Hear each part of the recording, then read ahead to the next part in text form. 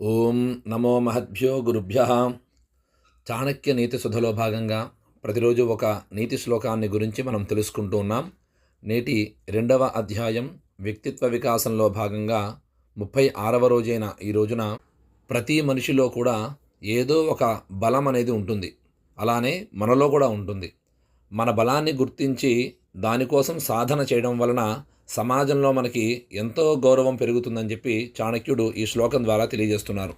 బలం విద్యా చ విప్రాణాం రాజ్ఞాం సైన్యం బలం తథా విత్తం బలం చ వైశ్యానాం శూద్రాణం పరిచర్యక అని చెబుతూ ఉన్నారు. ఇక్కడ చాణక్యుడు ఆయన కళ్ళ ముందు చూస్తున్నటువంటి సమాజాన్ని దృష్టిలో పెట్టుకుని మాత్రమే కాకుండా భవిష్యత్తు తరాలలో వారి వారి బలాలను తెలుసుకున్నటువంటి వ్యక్తులు సమాజంలో ఎంతో ఉన్నత స్థాయికి చేరాలనే ఆలోచనతో ఈ శ్లోకాన్ని తెలియజేస్తున్నారు.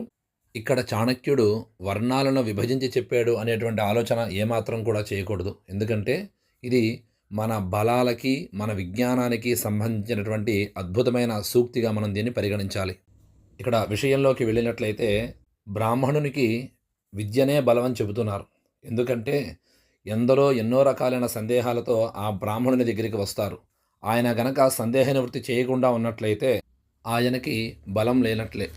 ఇక్కడ మనం గమనించినట్లయితే బ్రాహ్మణుడు మాత్రమే కాదు, మిగిలిన వారు ఎవరైనప్పటికీ వైద్య విద్య, సాంకేతిక విద్య, పరిశోధనా విద్య ఇలా ఏదైనప్పటికీ కూడా వారి బలమంతా కూడా ఆ విద్యలోనే ఉంటుందని చెబుతున్నారు.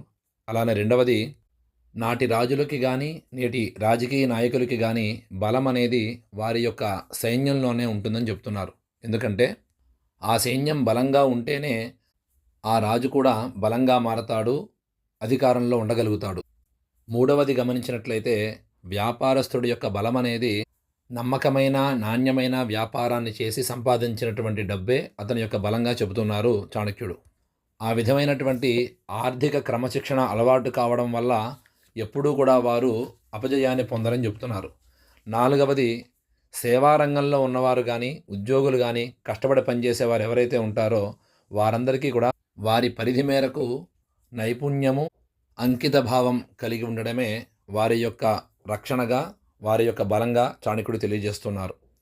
ఆ విధంగా ఉండడం వలన యజమాని కానీ అధికారి కానీ మనకి రక్షణగా ఉండడమే కాకుండా సరైన సమయంలో మనకి వారు రక్షణగా కూడా ఉంటారు. అలాగే లోకం అనేది బలహీనుని గౌరవించదు. మనం ఏ రంగంలో ఉన్నా సరే మనకంటూ ప్రత్యేకమైనటువంటి బలం అనేది ఉండాలి. చదువుకున్న వాడికి అహంకారం కాకుండా అవగాహన బలం ఉండాలి. ధనవంతుడికి లోభత్వం కాకుండా దాతృత్వం అనేటువంటి బలం ఉండాలి.